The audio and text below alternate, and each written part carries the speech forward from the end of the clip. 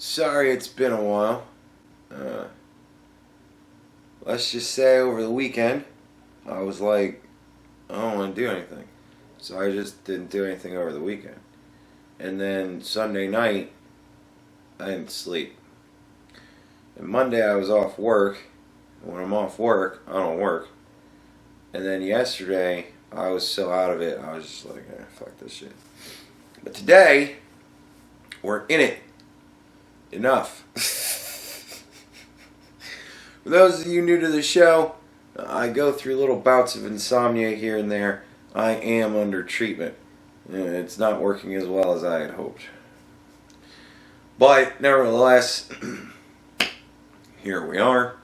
And I don't know if you guys watched the Mueller report, the movie, but I watched it, almost all of it. I watched 3 hours of it, and I was like, I can't do this anymore.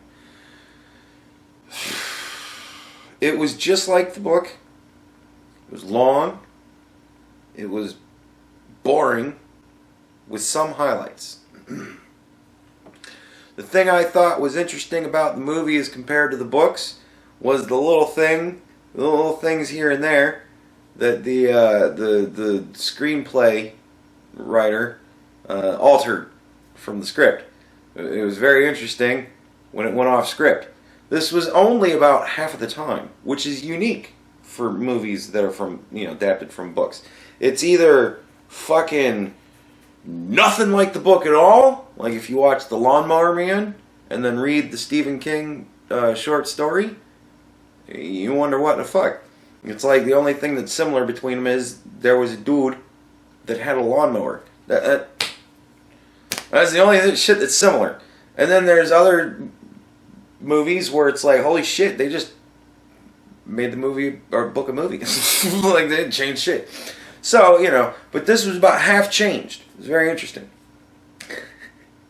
Every time the Republicans would come up, oddly enough, it was like the person that was reading the book to us just started fucking talking about all manner of random shit. And then after 5 minutes, it would go back into literally just reading the fucking report. That's pretty much what it was. The Republicans asked about all manner of fucking shit, and the Democrats just read excerpts from the report. And it was like, Bob Mueller, God bless that guy. Like, I know a lot of people want to shit on him, and I get it. And I know a lot of people want to take up for him. I don't think that's right either, but I get it. Right? Whatever. But the dude was hired to do a job. I think he liked the idea of doing what he did in the beginning. I think when it finally culminated to the end, I think he realized this shit is not going to go over the way I thought it was going to. And this is going to be bad. And I think that's why he did that press conference where he said, I ain't fucking testifying. Fuck off. Because I don't want to deal with this shit anymore. I think he was just like, oh, look, I'm done. But he more or less stuck to his word. Barring a couple of inconsistencies in his testimonies. He did, every time they asked him pretty much a question about anything that had to do with the report, he would go, I refer to the report. If it's in the report, then yeah. Like, that was kind of funny to me. Just every time they'd ask him a question, and like, the Democrats would ask him a question, and he'd go, report. And they'd go, let me read it. And then they would fucking read it from the report. And then it was like, at a point, they were like, alright, we're trying to get him to say this shit. We really need him to say this shit. We're saying the same thing we've been saying this whole time. And nobody gives a fuck about us. We need him to say this shit. And there was at one point where they asked him to read it. And he's like, I'm not going to read that. And he's like, you're... Okay. He's like, would you rather I read it? And he's like, you read whatever you want. then there was another point where he's like, if you want to read it, you can. And he's like, oh, go ahead. And like, he's just kind of sitting there zoned out. And like, he goes, if you want to read it out loud. And he goes, oh, no, you go ahead. Read it out loud yourself.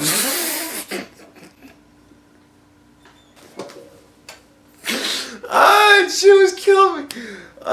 They were trying so hard. Just, man, please, just give us anything. And he's like, is it in the report? And they'd be like, yeah, it's page 85. And he'd go, oh, well then yeah, in the report.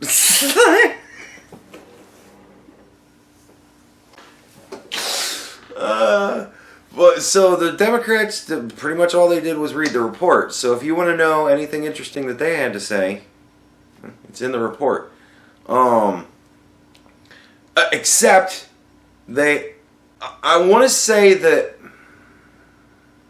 more than half of them, which is usually it's at least half of them. But this time, more than half of them. This was really important to them.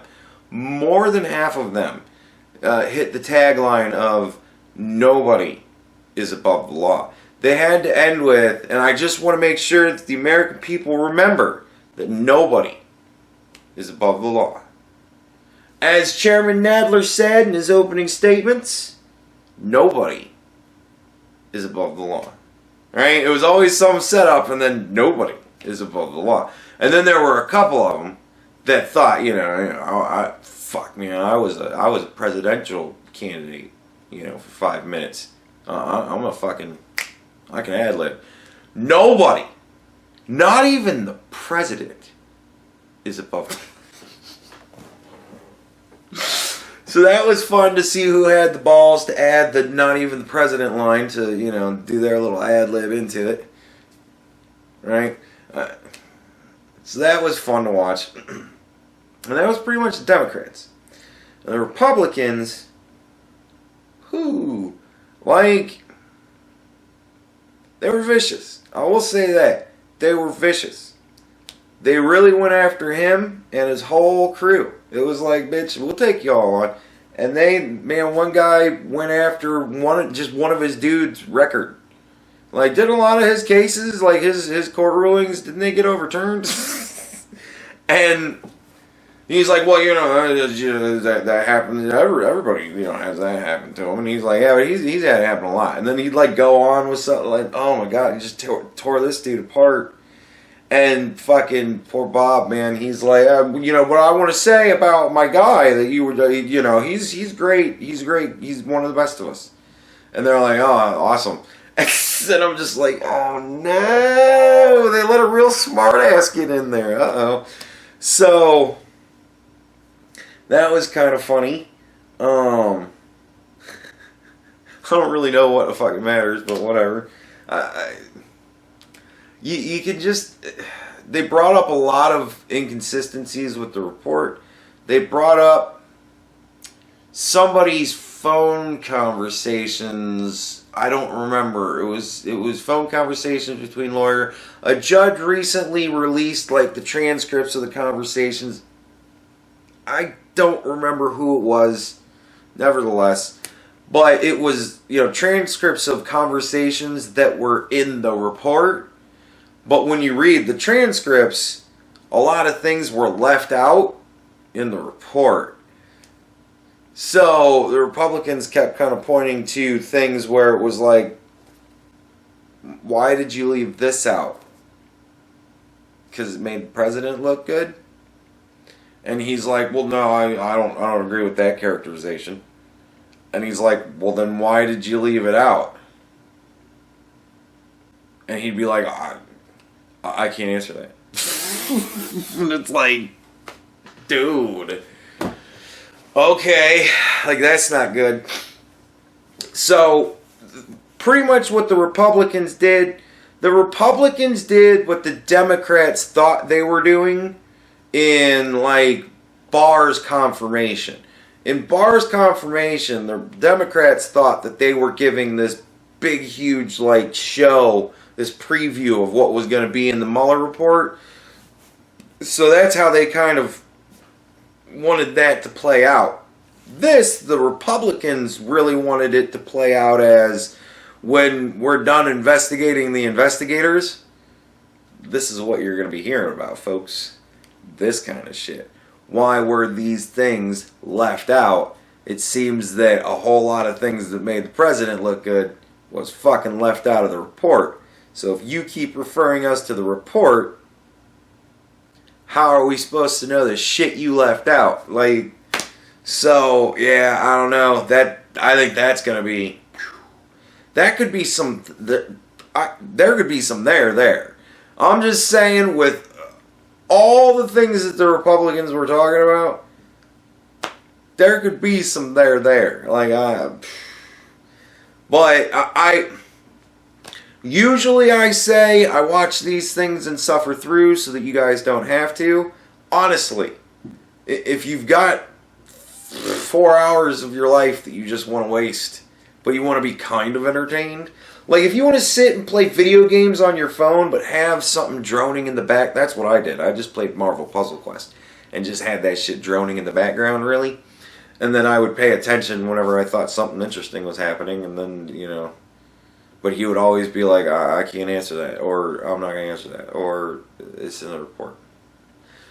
It was interesting to watch him because he spoke less, I think, than anybody else I've ever seen testify before, any committee or anything. It was, yes, no, is it in the report? Okay, then yeah, I support it. And I'm not going to answer that. I can't answer that. And can you repeat that? There was a lot of, can you repeat that? He came off like he's half fucking deaf and has no clue what's in that report. I guess I haven't watched the other one. I haven't watched the intelligence. Yeah, I only watched the Judiciary Committee. I didn't watch the Intelligence Committee. But I guess it's really like a part two. And I guess in the Judiciary or the Intelligence Committee, I might be mixed up on this. This was on the news on the way home. They were kind of talking about both of them at the same time, and they were also kind of throwing in their observations. So this might have been an observation. This could be something that comes out in the Intelligence Committee, right?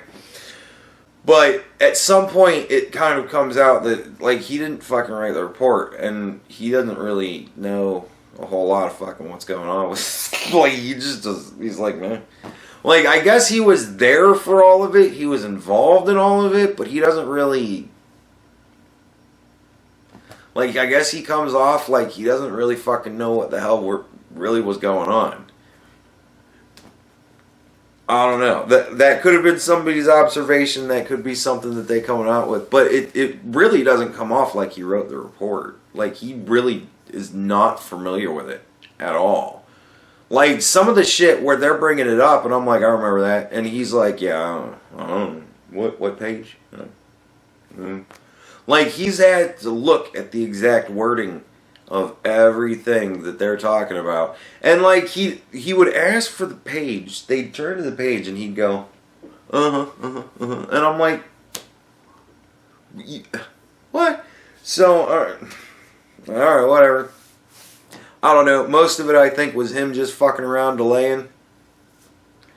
He did a lot of that shit. Can you repeat the question? They would ask, like, a 1.5 minute long question, and he'd go, can you repeat that?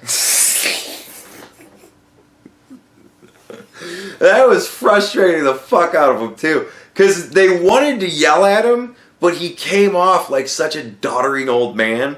I kind of wonder how much of that is because he's a doddering old man, and how much of that is because he knew from decades of doing this that he can, at this point, use the doddering old man, and they'll just fucking roll with it. Because what are you gonna do? Yell at the doddering old man? Like, the Democrats wanted him to be there so bad so that they could read his report to him, right?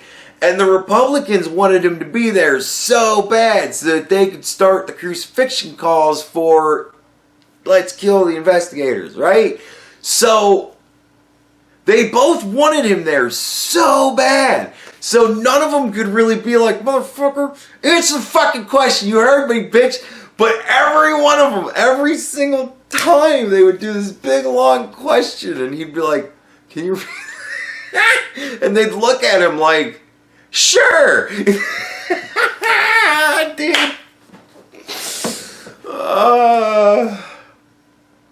Sometimes they, like, there was I think one guy one time. I can't say sometimes. One guy one time.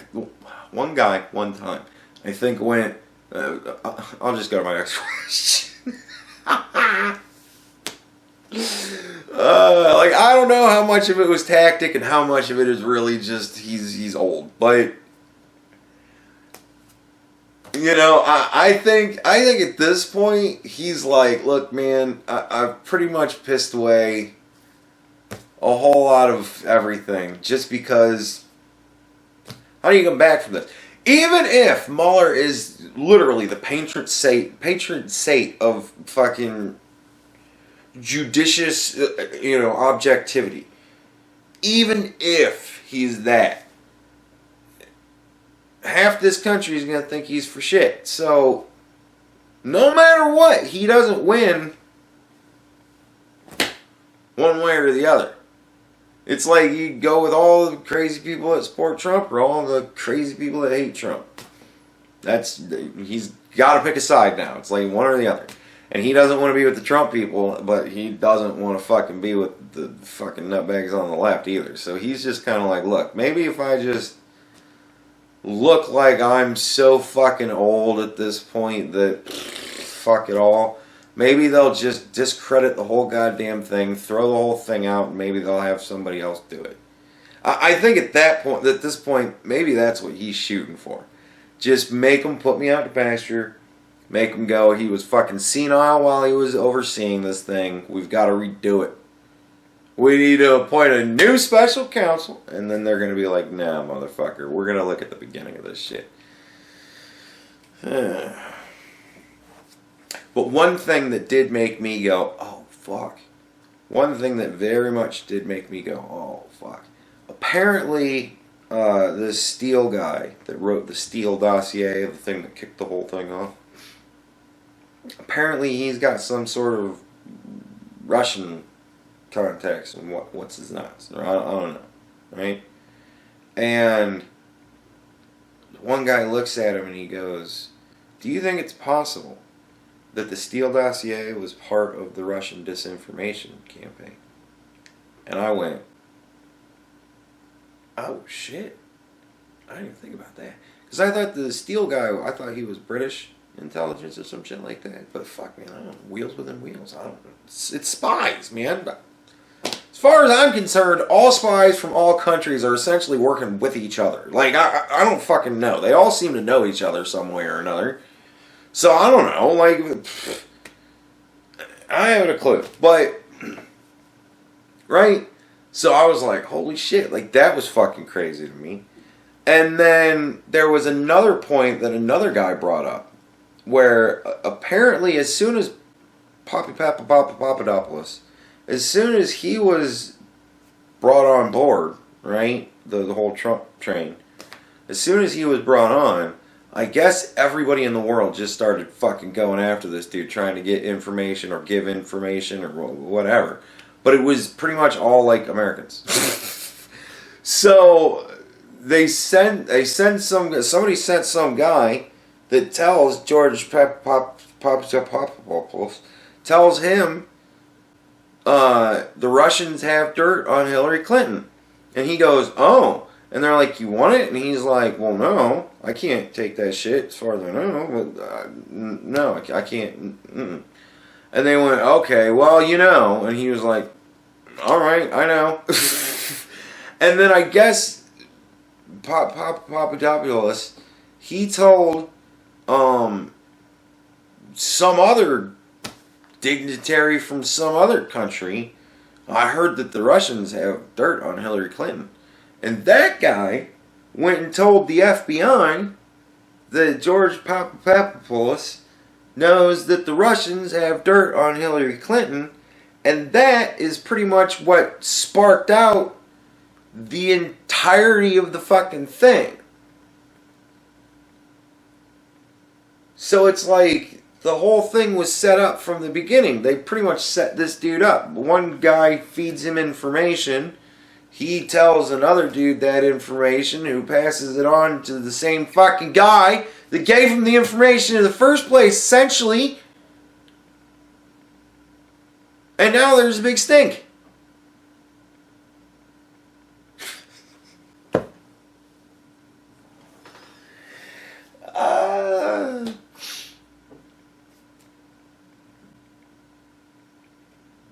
Wow.